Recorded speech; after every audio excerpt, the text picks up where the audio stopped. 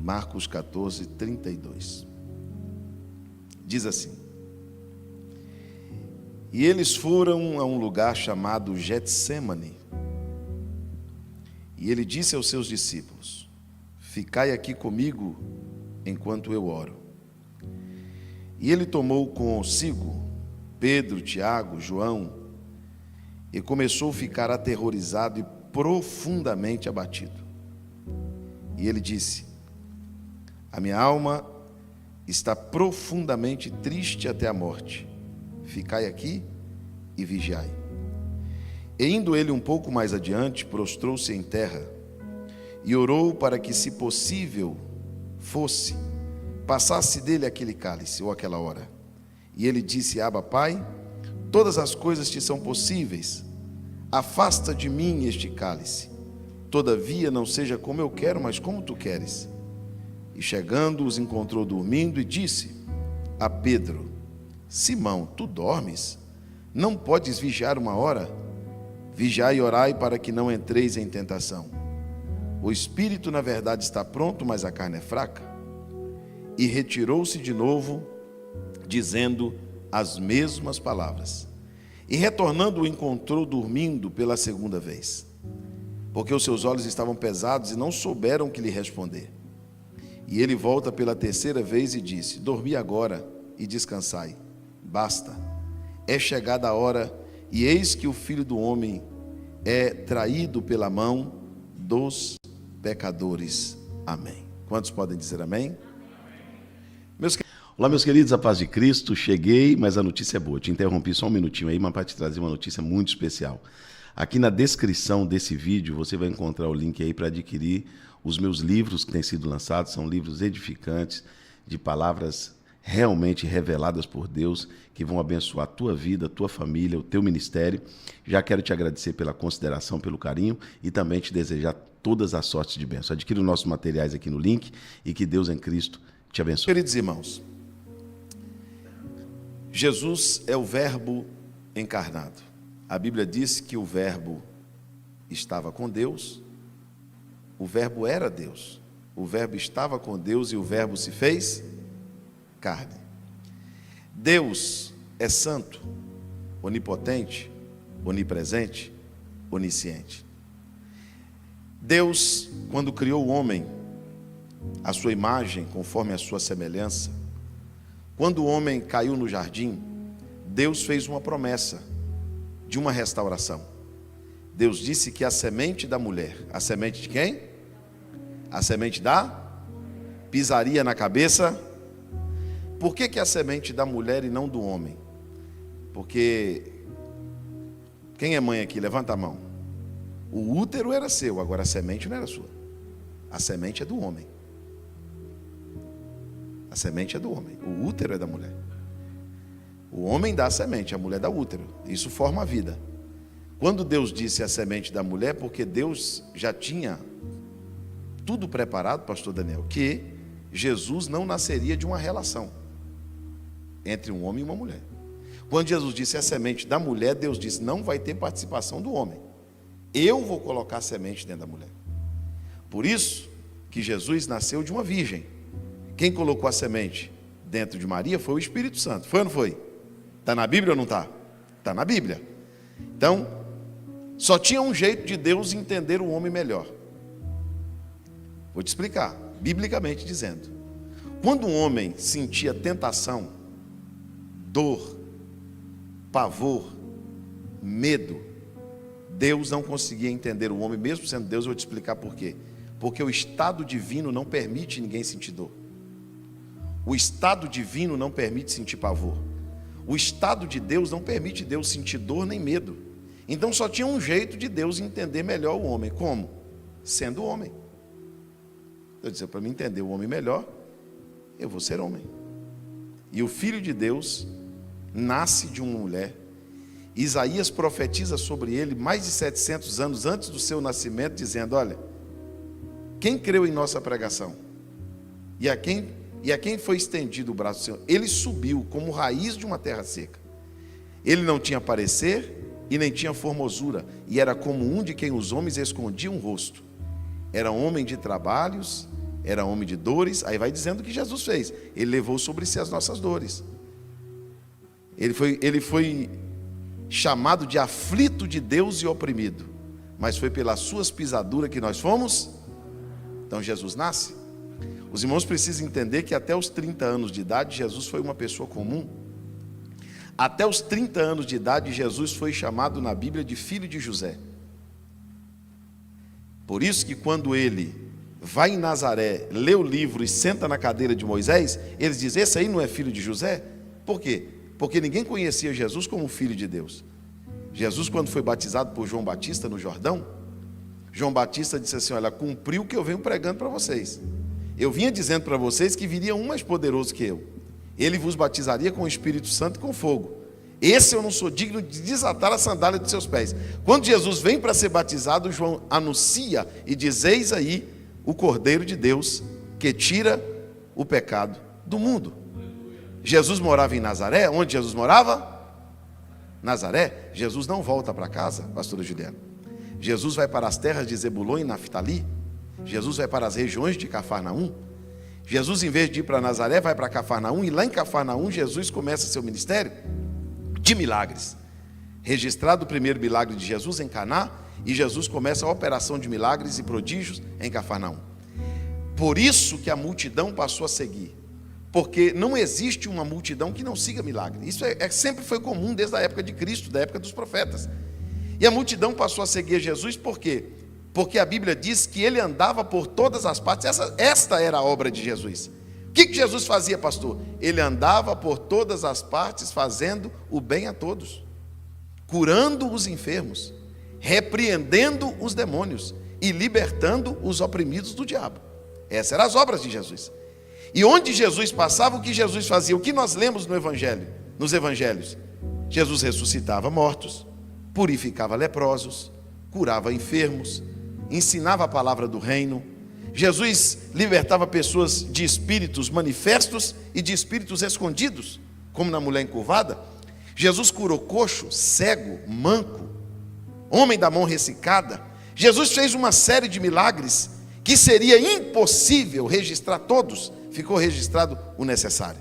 Mas certo é que depois de andar fazendo tantos milagres, Jesus precisava concluir a sua obra maior, a sua obra para a qual ele veio. Jesus veio para quê? Jesus nasceu para morrer. Jesus nasceu para ir para a cruz. Jesus veio para ir para a cruz. Jesus veio para nos salvar. A maior obra de Cristo não foi ressuscitar os mortos, não foi curar os enfermos. Isso ele faz até hoje. Isso ele faz até hoje. Jesus cura ou não cura? Eu assisti agora a última cruzada do pastor Reinhard Bonk, na África, antes da sua morte. As cruzadas dele reunia 1 milhão de pessoas por culto. E sabe o que acontecia lá? É tão comum ressuscitar um morto, que o morto ressuscitava e ficava no culto, e eles jogavam o caixão fora. Então, você nunca viu, mas isso está acontecendo no mundo até hoje. Os cegos estão vendo. Quando o João Batista teve uma dúvida, pastor Daniel, ele disse, olha, vai lá e pergunta para ele se ele é o Cristo mesmo, ou se nós haveremos de esperar outro Cristo. Jesus manda uma resposta para João e diz, os cegos veem, os mudos falam, os surdos ouvem, os coxos andam, os leprosos são purificados, os mortos ressuscitam, aos pobres é anunciada a palavra do reino, e diga para João que bem-aventurado aquele que não se escandalizar em mim. E Jesus andou 3 anos fazendo milagres constantes, ensinando a palavra do reino, anunciando o reino de Deus. Então a obra de Jesus, primeiro, ele fez o bem a todos. Jesus nunca fez mal a ninguém. Jesus curou os enfermos, nunca colocou uma enfermidade em ninguém. Jesus nunca colocou um espírito em alguém, só tirava os espíritos ruins, Jesus só expulsava. A obra de Jesus era maravilhosa, mas Jesus era homem. Jesus era? Só quem está me ouvindo, Jesus era? Pastor, Jesus era homem? Era. Os Hebreus escrevem dizendo, nós não temos um sumo sacerdote que não se possa compadecer das nossas fraquezas, porque assim como nós, é homem. Jesus Cristo, o homem. Você vai ler muitas vezes na Bíblia. Jesus nasceu de uma mulher e era homem de dores e de trabalho. Nós não podemos esconder a identidade humana de Jesus. E hoje, nesta noite, o Senhor Deus colocou uma palavra no meu coração para falar sobre isso, sobre uma obra que Jesus fez como homem, para nos mostrar que é possível, como homens, também fazer. Jesus foi até um lugar chamado Getsêmani. Era um jardim. Jesus levou 3 dos seus amigos, porque aquele dia, pastora Juliana, era um dia que Jesus ia revelar um lado que ele nunca tinha revelado para ninguém. Jesus era o herói dos seus discípulos. Quando o pão acabava, quando não tinha nada para comer, com uma multidão de 15.000 pessoas na frente de Cristo, André trazia 5 pães e 2 peixes, propositalmente dizia assim: olha aqui, Senhor, só tem 5 pães e 2 peixes, mas o que é isso para tanta gente? Porque ele já sabia que Jesus operava milagre. Jesus disse: me deu pão, me deu peixe. Levantava, dava graça. Uma multidão de 15.000 pessoas comia de 5 pães, de 2 peixinhos, e sobrava 12 cestos cheios. Está lá um demônio no corpo de um homem, dizendo: eu não saio, vou matar esse homem. O homem está morando dentro do sepulcro, dentro do cemitério. Jesus disse assim: não, vamos lá. A família, a sociedade, ninguém libertou o homem. Jesus foi lá e libertou. Quando tinha um problema insolúvel, os discípulos diziam assim: traga para o nosso mestre. Os irmãos lembram do lunático? O lunático, os discípulos disseram: sai demônio, demônio, sai não. Sai espírito, sai de jeito nenhum. Então vamos levar para o nosso mestre. Chegou lá Jesus: homens de pouca fé, traz ele para mim. Está vendo? Com o nosso mestre sai. O nosso mestre é poderoso. Jesus sempre foi o herói dos discípulos. Esse Jesus que andou com os discípulos, meus irmãos, durante 3 anos, ele se revelou de forma tão profunda para os discípulos, que a maioria dos discípulos, tendo uma vida de pescadores ou sendo de aldeia de pescadores, eles sabiam que a coisa mais terrível e mais forte que existia não era a fúria de uma enfermidade nem de um demônio, era a fúria do mar. E o dia que eles pegaram a maior tempestade da vida, Jesus estava no barco. E a Bíblia diz que Jesus levantou e falou para o mar assim: se cala. Jesus falou para o vento: te aquieta agora. O vento cessou, o mar calou, se fez uma grande bonança. Os discípulos se reuniram no cantinho do barco e começaram a perguntar um para os outros: mas quem é esse? Até o vento e o mar lhe obedece quando ele manda, porque ele manda no mar, ele manda no vento, ele manda nos demônios, nas enfermidades. Você acredita nisso? Diga glória a Deus. Só que Jesus, pastor Daniel, precisava deixar registrado a passagem do Getsêmani. Jesus não pediu para tirar isso dos evangelhos. Jesus não pediu para esconder o que ele passou lá. E quando ele foi para lá, ele só levou 3 amigos, porque o restante não tinha estrutura para ver ele naquela situação. A Bíblia vai dizer, no versículo de número 32: e foram a um lugar chamado Getsêmani, e disse aos discípulos: ficai aqui comigo. Vocês podem repetir essa frase? Vamos lá de novo? Dá para acreditar, irmãos, que Jesus estava com medo de ficar sozinho. Jesus fez um pedido. Jesus tem medo. Jesus tinha medo de demônio? De vento? De mar? Não. Mas esse dia Jesus disse: eu vou mostrar para vocês uma obra de um homem. Eu sou Deus, mas também sou homem. E como homem eu vou passar por isso. Jesus disse: ficai aqui comigo. Porque Jesus sabe o quanto que a solidão dói. Eu acho que não existe uma sensação pior na vida de alguém do que dizer: eu estou sozinho. Não tem ninguém comigo. Jesus chama seus 3 melhores amigos, seus 3 discípulos que andavam com ele, e só entravam. Esses 3 discípulos entravam com Jesus em lugar que os outros 3 não entravam. Jesus estava nos ensinando que no momento mais difícil da vida, você não pode deixar alguém sozinho, mesmo quando você vê esse alguém como um herói. Talvez você pense: minha mãe não precisa disso, minha mãe é forte. Meu pai não precisa de eu dizer isso para ele, ele já sabe. Jesus fez um pedido: eu quero que você fique aqui comigo. Eu não quero que vocês resolvam o meu problema. Vocês não têm poder para resolver meu problema. Eu não quero que vocês solucionem, porque quem soluciona o problema aqui sou eu, não é vocês. Eu não estou querendo que vocês resolvam o meu problema, eu estou querendo que vocês me dêem a companhia de vocês. Ficai aqui comigo. Agora escute isso. E ele começou a ficar aterrorizado. Em algumas traduções diz que ele começou a ficar com medo. Com quem, irmãos? E tem gente que até está com medo de falar. Mas de Jesus, pastor, que eu estou falando. Ele começou a ficar com medo. Você já imaginou Jesus com medo? Porque você é crente, que você é pastor, porque você é mulher de Deus, porque você tem fé, porque você carrega uma Bíblia, ninguém aceita você ter medo. As pessoas exigem de você coragem o tempo inteiro. As pessoas olham para você como se você fosse de pedra, como se você fosse de ferro. Você não é crente, você não vai morar no céu, você não pode ter medo de morrer. Você não vai para o céu, medo de morrer por quê? As pessoas pressionam a nossa fé. Só que Jesus sentiu medo, porque o medo é humano. Em algum momento da vida você vai sentir medo, mas no momento mais difícil da vida, Deus vai preparar pessoas especiais para estar ao seu lado. Você pode glorificar Deus por isso? No momento do medo, Deus vai colocar alguém para segurar sua mão. Paulo escreveu dizendo assim: olha, na minha primeira audiência todos me deixaram, mas Lucas ainda está comigo. Deus sempre vai preparar um amigo. Você pode dizer glória a Deus por isso? Agora olha que coisa tremenda. Jesus leva os amigos e diz assim: fica comigo. Os amigos de Jesus também são homens. E Jesus agora, pastor Daniel, começa a ficar aterrorizado. Os discípulos, eu quero que os irmãos agora vá para o Getsemane comigo. Vamos lá no Getsemane. Imagine o teu herói, o que expulsa demônio, ressuscita mortos, manda o mar se acalmar, fala com o vento, fala com as ondas. Imagina você vendo essa cena. Os discípulos olharam um para o outro e disseram: eu nunca vi um mestre assim. Você sabe o que Jesus estava dizendo para eles? Vocês estão achando que é todo dia que vocês vão levantar pisando em brasa?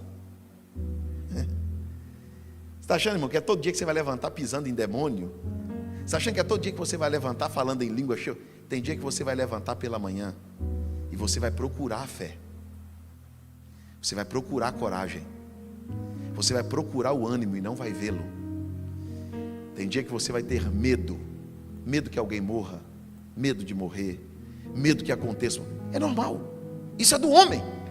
Os discípulos olharam e disseram: eu nunca vi ele assim. Jesus disse: eu vou deixar eles me ver assim, porque isso vai servir de lição para eles. Eu vou ensinar para eles como se age quando a gente está assim. Primeiro, o Getsemane é o jardim da oração. O Getsemane é o que, irmão?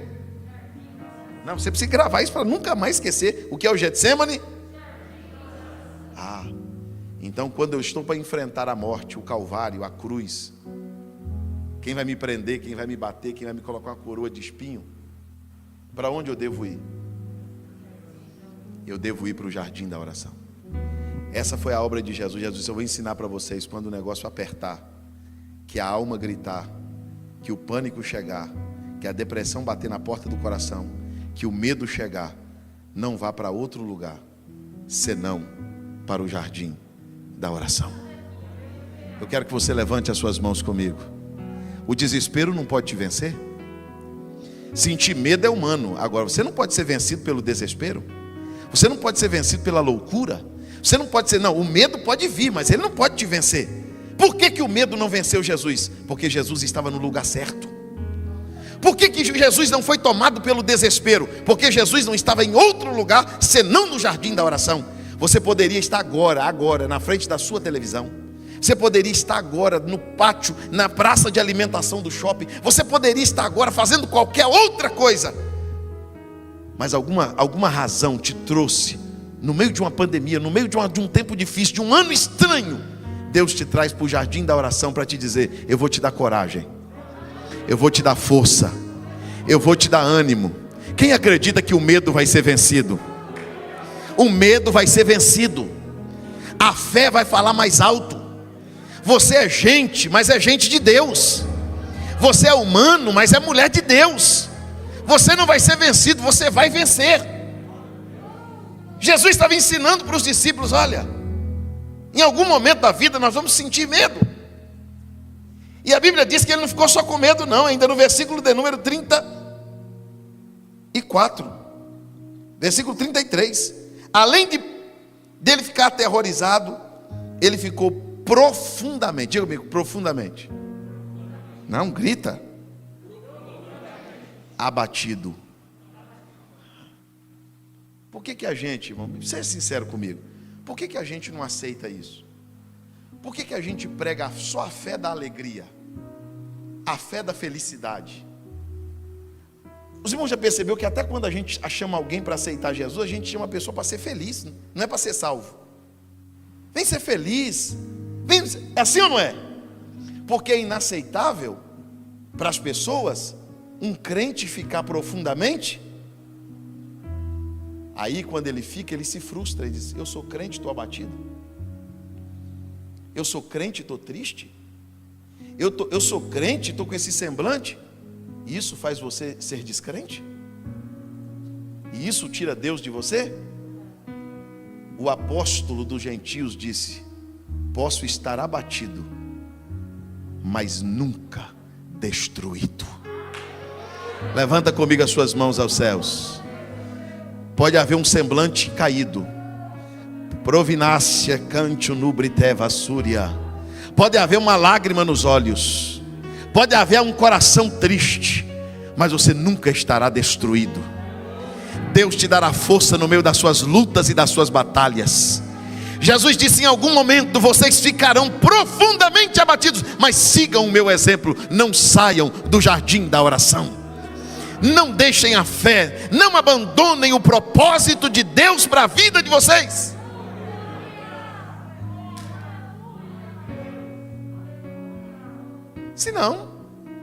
Se a gente não puder ficar triste nunca, vai chegar um momento que você vai dizer: então eu não sou crente, pastor, eu não sou de Deus, eu estou profundamente abatido. Aí no versículo 34, o negócio piora.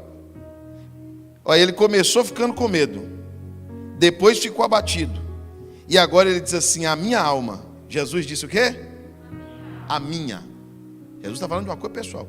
A minha alma está triste até a morte. Até o quê, irmão? Não, grita, até o quê? É outra coisa que a gente não quer aceitar. Jesus estava pensando em tirar a sua vida? Jesus estava pensando no suicídio? Não, irmão, isso não existe. Isso não existe. Eu não aceito nenhum tipo de sermão que faça apologia ao suicídio. Nenhum. Jó suicidou? Elias suicidou? Me mostra na Bíblia um profeta que suicidou. Quem suicidou na Bíblia foi Judas. Suicídio não é para salvo não, meu irmão. Não venha se apoiar em cima de sermão de algum líder religioso, dizendo: mas o líder fulano de tal. Não, negativo. Você não tem o direito de tirar a sua vida. E vou te explicar por quê.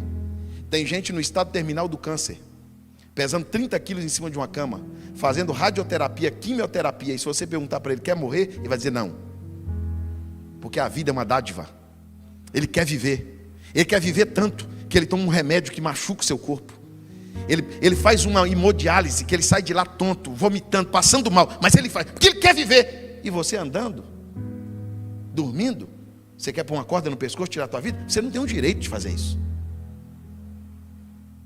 Você não tem o direito de fazer isso. A Bíblia diz que Deus deu a vida, e só Ele que tira. Diga comigo: a vida é um presente. A vida é um presente. Jesus não estava pensando no suicídio. Jesus sentiu aqui, pastor Daniel, o que o Elias talvez sentiu debaixo do zimbro. Quando ele diz: a minha alma está triste até a morte, é porque vai haver algum momento da vida, você não vai se matar, mas você vai dizer assim: se Jesus me levasse. Jesus está doendo tanto, está tão difícil, que se o Senhor me levasse eu agradeceria.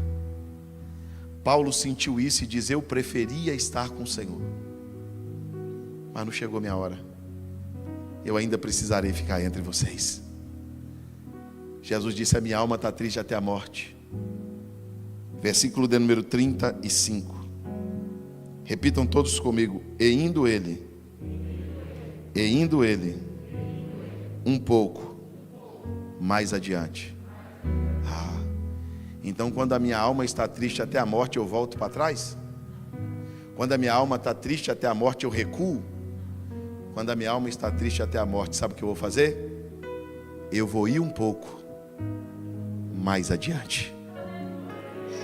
O inimigo olhou e disse assim: para mim e para você, com essa que ele está passando, ele volta para trás.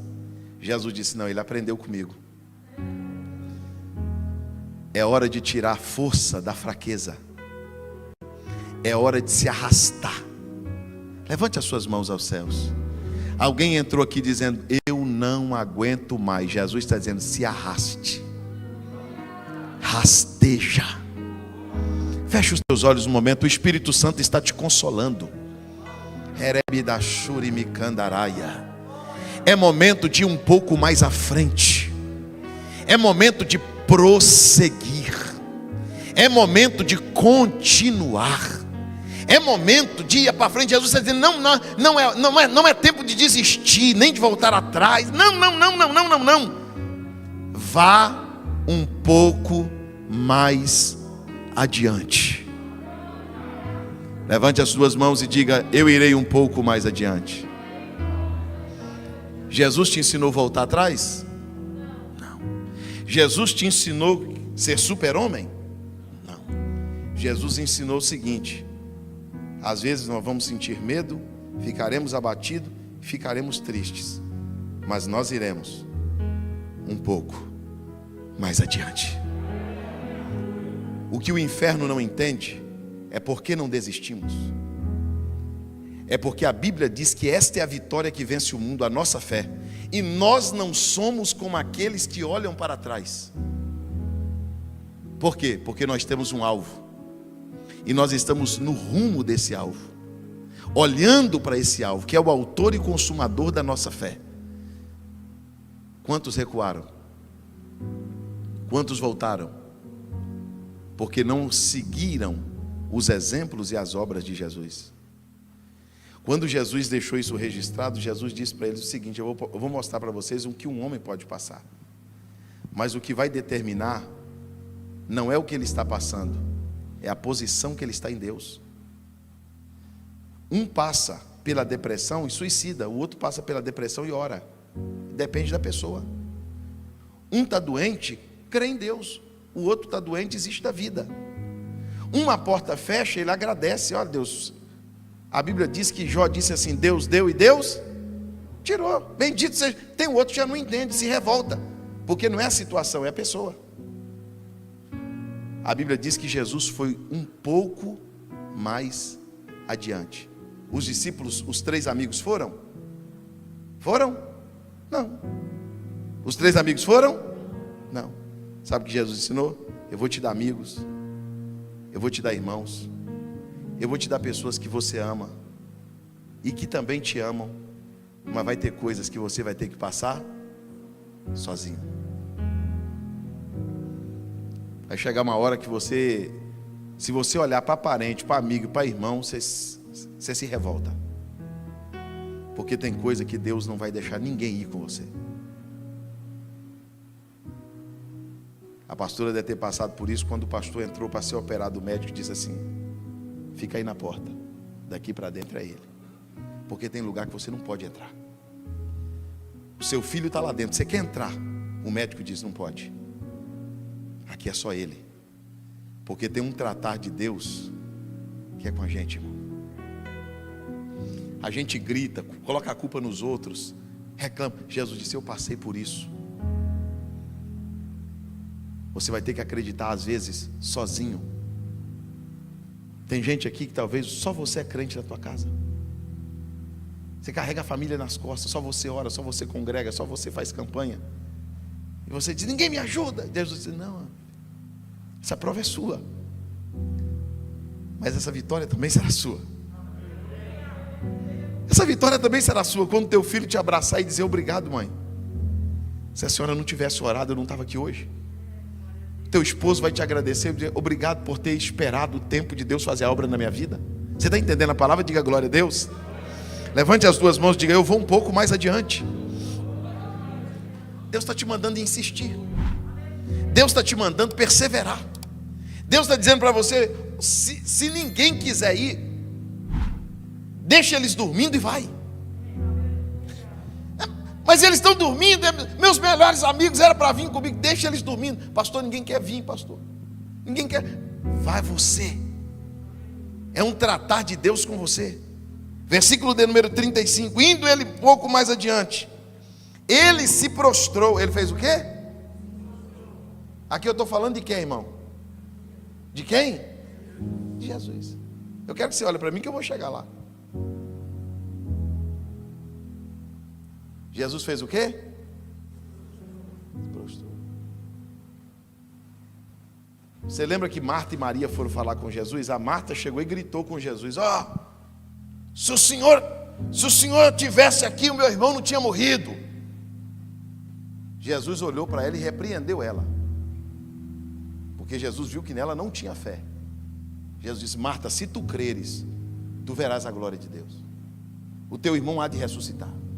Ele vai ressuscitar no último dia. Jesus disse: Marta, eu sou a ressurreição e a vida. Quem crê em mim, ainda que esteja morto, viverá. Aí vem a Maria, pastora Juliana. Quando a Maria vem, em vez da Maria gritar com Jesus, a Maria se joga nos pés de Jesus, abraça os pés de Jesus e disse: ah, Senhor, olha a tonalidade, mudou. Se o Senhor tivesse aqui. Jesus repreendeu Maria? Jesus perguntou: onde está o morto? Me leve na sepultura. Ninguém tem direito de encostar Deus no canto. Ninguém tem direito de gritar com Deus. Ninguém tem direito de dizer para Deus: ou o Senhor faz ou eu saio da igreja, ou o Senhor faz ou eu largo tudo. Ei, se prostra. Reconheça que você não pode. Reconheça que você precisa de ajuda. Você entende a palavra? Diga glória a Deus. Jesus estava dizendo o seguinte: o segredo é prostrar. O segredo é se render. Ele se prostrou, olha o que ele disse. Ele se prostrou em terra e orou. E ele disse: olha, se possível, olha, irmão, que lição. Você pode repetir isso, se possível? Então eu vou provar para você. Não estou dizendo que você não deva fazer isso, porque profeticamente você pode, eu também faço. Seja sincero, quantas coisas você decretou, determinou, profetizou e não aconteceu nada? Seja sincero, irmão. Eu profetizo que o fulano morre, morreu.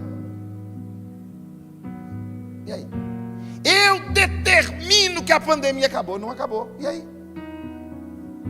Olha para o teu irmão e diga para ele assim: se possível.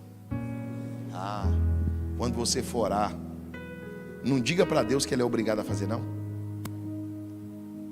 Quando você orar, não diga para Deus: o senhor tem que fazer, porque o senhor é Deus, ou faz ou não faz. Tem uma igreja aí que ensina assim.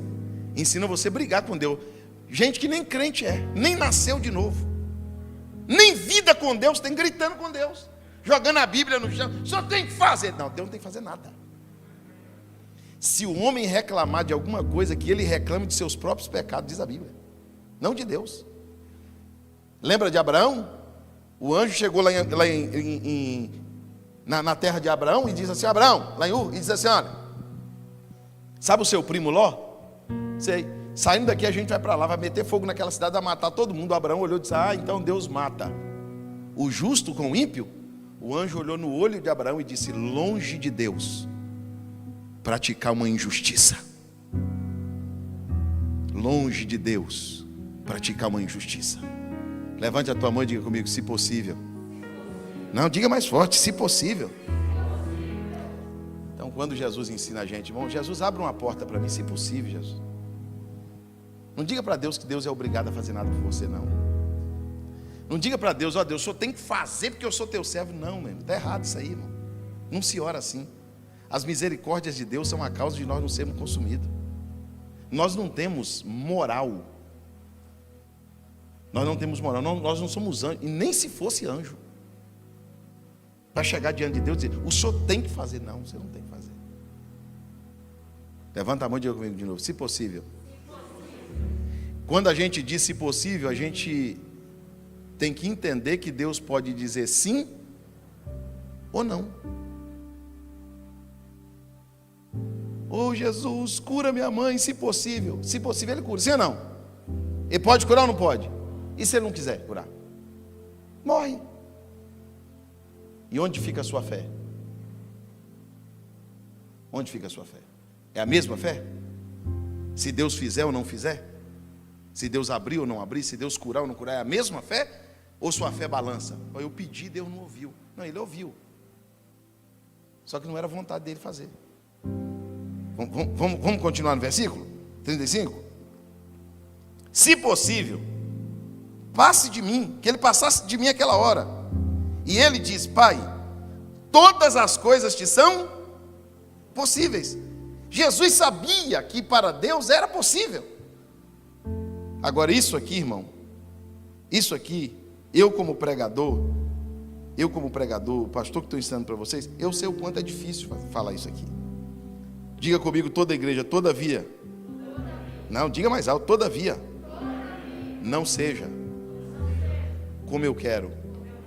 Agora me explica isso, irmão. Se quando você vai orar, tem vontade na sua oração. Você coloca as suas vontades, eu coloco as minhas vontades na minha oração. Aí eu peço tudo que eu quero, eu falo para Deus de todas as minhas vontades. Deus, eu quero isso, eu quero isso, eu quero isso, que não é proibido pedir. E no final da oração eu digo o quê? Mas não seja a minha vontade. Você já pegou alguém lutando com um relacionamento que Deus não quer?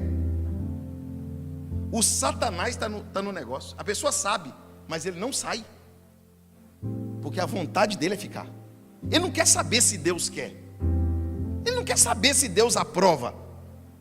É assim ou não é? Eu me lembro que antes de casar com essa santa mulher de Deus, eu fui noivo de uma moça. E o andar da carruagem é que eu ia casar com aquela moça. Quando foi um dia, Deus me deu uma visão. E perguntou para mim assim no sonho: você quer casar com ela? Eu falei: quero. Deus disse para mim: eu vou te mostrar o que vai acontecer se você casar com ela. E me mostrou. Se você casar com ela, vai acontecer isso. Eu acordei de manhã, fui para o culto, do culto fui para a casa dela, dei um abraço na mãe, no pai, ajoelhamos orando e disse: eu não sou mais seu noivo. Por quê? Deus não quer que eu case com você. Mas você não gosta de mim? Gosto. Mas por que você não vai casar comigo? Porque Deus não quer. Eu gosto de você, eu quero, mas Deus não quer. E a vontade de Deus é melhor do que a minha. A vontade de Deus, ela é perfeita. Ele é agradável. Alguns de vocês estão sofrendo porque você não aceita a vontade de Deus. Deus não quer você num lugar, você insiste. Deus não quer você insiste, eu quero. Jesus nos ensinou: não seja feita a minha vontade, mas a tua. Os irmãos já percebeu quando tem um doente na família quase morrendo? O velhinho tem lá 100 anos de idade. Não, Jesus, não deixa morrer não, não deixa morrer não, não deixa morrer não, não deixa morrer não, não deixa morrer não. E o velhinho sofrendo, injeção, tira sangue, põe sangue. O dia que a família disse assim: faça a tua vontade, no outro dia Jesus leva. Porque Deus quer fazer a vontade dele e a gente não quer. Deus quer te tirar de alguns embaraços. Deus quer te tirar de algumas situações. Mas Ele quer que você aceite a vontade dEle. Você aceita a vontade de Deus? Você aceita ou não aceita? Então levanta as suas mãos e diga: Deus, eu aceito a sua vontade. A vontade de Jesus era que Deus passasse dele o cálice, sim ou não? Deus passou? Não. Não passou. Jesus, eu te agradeço, Pai, porque o Senhor me ouve. Naquele dia Deus ouviu, mas não atendeu. A ponto de Jesus gritar na cruz: Eli, Eli, lama sabachthani. Deus meu, por que me desamparaste? Deus disse: eu não posso te livrar desse cálice. Não posso. Tem coisas que Deus vai deixar a gente passar. Mas sabe o que Jesus está dizendo? Jesus está dizendo que o sofrimento do Getsemane não me faz fugir do Calvário. O sofrimento do Getsemane não me faz deixar a minha cruz. Quem está me ouvindo diz amém. Olha, irmãos, eu tenho 23 anos de fé. Já tive altos e baixos na minha vida. Mas eu nunca aceitei alguém dizer para mim: eu não estou na igreja por causa da fulana. Eu não estou na igreja porque não gostam de mim. Eu não estou na igreja porque a igreja não presta. Eu não estou na igreja mais porque... Isso não existe. Isso não existe. Isso é uma pessoa que não foi convertida. Uma pessoa que não tem Jesus como padrão de vida. Uma vez que você se converte a Cristo e o seu coração está dominado, controlado pelo Espírito Santo, pode pisar na tua garganta, meu irmão. Pode colocar a tua língua para fora, pode tirar o sangue, não vai adiantar. Ninguém te separa. Ninguém te arranca de Deus. É uma decisão. Jesus estava sofrendo no Getsemane, mas não correu do Calvário. Ele sabia que depois do Getsemane, ele ia para a cruz. E aí eu fui descobrir que só não aguenta a cruz quem não passa pelo Getsemane. Quem são os crentes que não suportam a cruz? Os que não suportam medo, os que não suportam tristeza, os que não suportam pavor, os que não sabem ir um pouco mais adiante, os que não conseguem andar, que tem que estar carregado no colo o tempo todo. Isso não aguenta a cruz, uma hora ele deixa. Mas a Bíblia diz que ele foi um pouco mais adiante. Ele prostrou com o rosto em terra, pediu para passar, Deus não passou. Ele diz: olha, que não seja feita a minha vontade, mas seja como tu queres. Ele encontrou os discípulos dormindo de novo. Agora eu quero ler com vocês o versículo, para terminar o versículo de número 40 e 41. Ele volta pela terceira vez e disse: pode dormir agora, descansa, basta, é chegada a hora. Diga comigo: é chegada a hora. Diga comigo: o Filho do Homem é traído pela mão dos pecadores. Pastor, você podia me explicar melhor? Posso. O que Jesus estava dizendo? Eu estou preparado. Se você quiser dormir, pode dormir. Daqui a pouco a gente vai descer. Vai ter uma multidão lá embaixo, com varapaus e porretes para nos pegar. Mas eu estou preparado. Porque quem sai do jardim da oração, irmão, está preparado.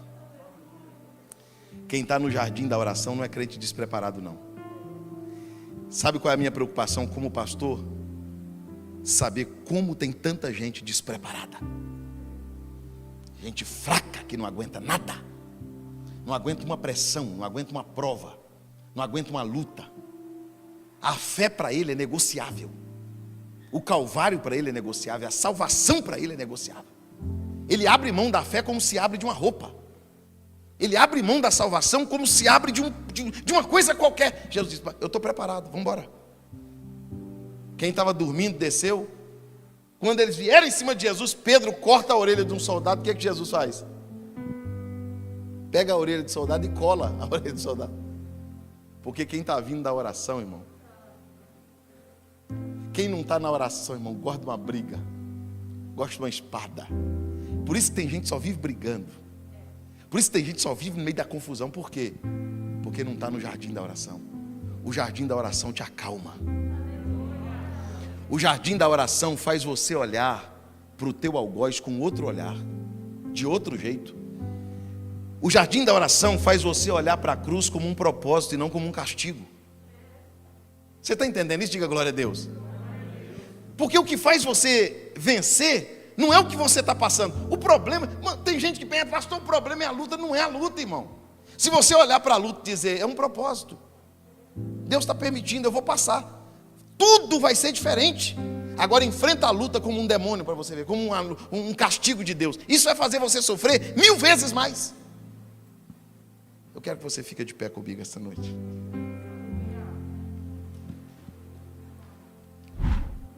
Jesus cola a orelha do soldado. E a Bíblia diz que o Judas dá um beijo em Jesus. Quem? Judas. Aí Jesus olha para o Judas, pastor Juliano. Irmãos, isso aqui Jesus ensina para a gente porque é possível. Se não fosse possível, ele não ensinava. Quem está vindo é o Judas. Quem está vindo? Tem gente que a vontade não é nem dizer Judas, é vontade de dizer capeta. Pastor, aquilo não é o capeta. Aquilo é um demônio.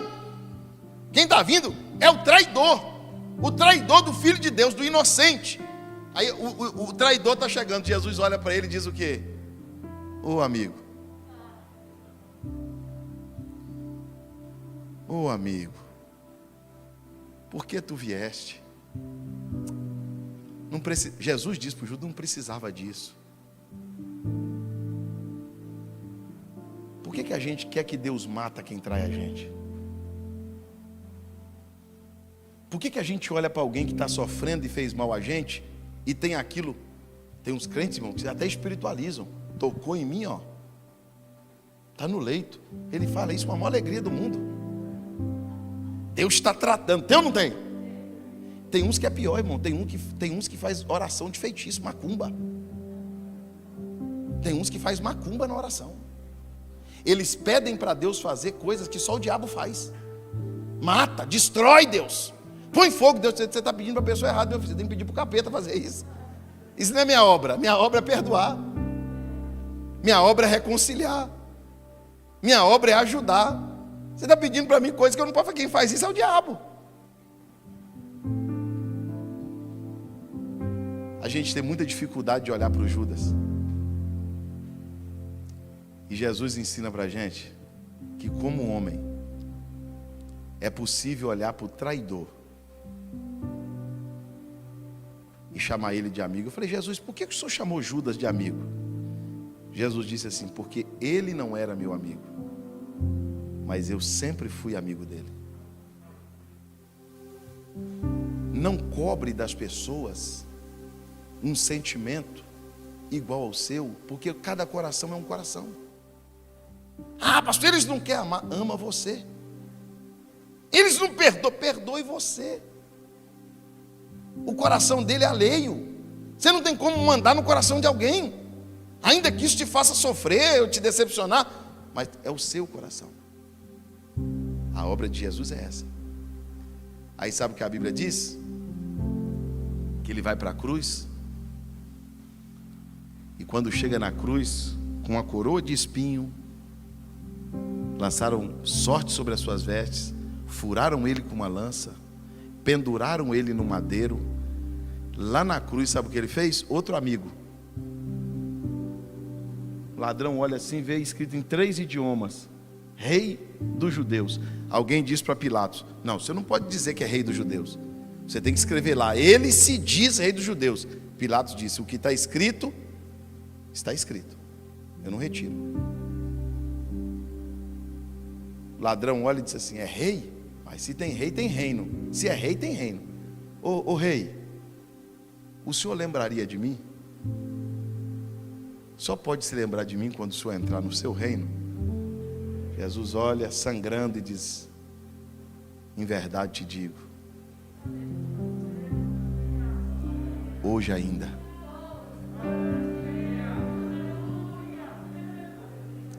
Hoje ainda estarás comigo no paraíso. Por que quando tudo vai mal para a gente não quer falar de Jesus para as pessoas? Pastor, como que eu vou falar que Jesus cura se eu estou doente? O que tem a ver uma coisa com a outra, irmão? Pastor, como que eu vou dizer que Deus abre porta se a porta está fechada para mim? Irmão, essa doutrina não é bíblica, ela não é de Deus. O evangelho é ser, não é ter. Você não tem que provar nada com o que você tem. Você tem que provar com o que você é. Jesus olhou para o ladrão e disse assim: olha, hoje ainda, você quer ser meu amigo? Jesus salvou um homem na cruz. A Bíblia diz que às 3 da tarde ele grita: está consumado. Diga-me, está consumado. Não, mais alto. Oh, fechei a Bíblia, diga de novo. Sabe o que Jesus estava dizendo? Nasci, vivi, cumpri o propósito e agora está. Você não pode viver a metade do propósito. Você não pode ser crente a metade da vida. Fé não é como o tempo de trabalho que se aposenta. Ah, pastor, tem 32 anos de fé, vou encostar. Não. Aquele que perseverar até o fim, esse é esse. Eu não vou mentir para os irmãos, não tem promessa para os outros, é para esse. Pastor, e os outros? Não, os outros não vão ser salvos. A promessa é só para quem vai até o fim. E tu, Daniel, vai até onde? Até o fim. Deus te trouxe aqui hoje para te dizer que a vida não é feita só de sorrisos, mas quando você terminar os seus dias, seja com teus filhos, com os teus netos, seja numa igreja, na sala da tua casa, onde foi, você vai poder abrir a boca e dizer: eu combati o bom combate, eu terminei a minha carreira, mas eu guardei a minha fé. Levante as suas mãos aos céus, feche os teus olhos.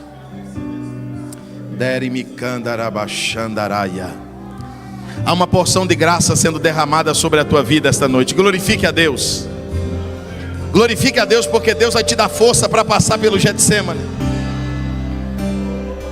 Não deixe a tua cruz. Não deixe o propósito pela metade. Pode glorificar a Deus, glorifique a Deus. Glorifique a Deus. Há uma porção de graça, de força, de renovação sobre a tua vida esta noite.